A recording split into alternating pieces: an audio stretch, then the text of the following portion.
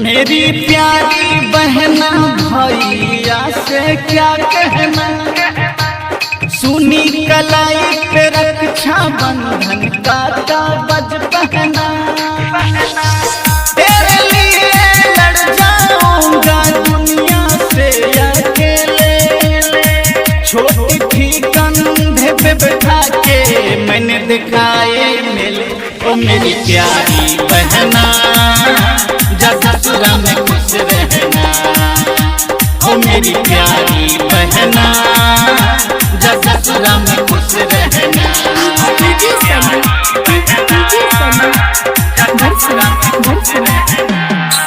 Recording by Dilwala Films and Music.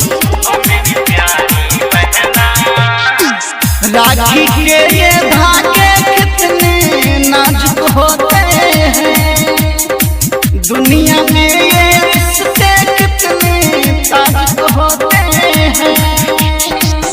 इसकी कीमत वही जाने जो रहते हैं अकेले, भाई के बिना बहना बहना झेल मेरी प्यारी।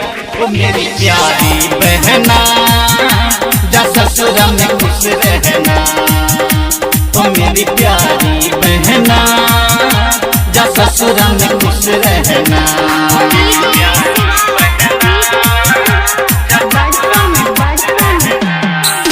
Recording by Dilwala Films and Music.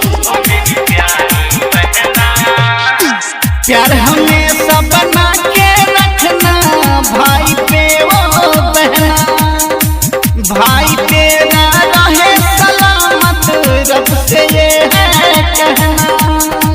आज मैं दूंगा तुझ पे चाहूंगा जान से ज्यादा, भाई तेरा शंभु सबरिया से है ये है वादा।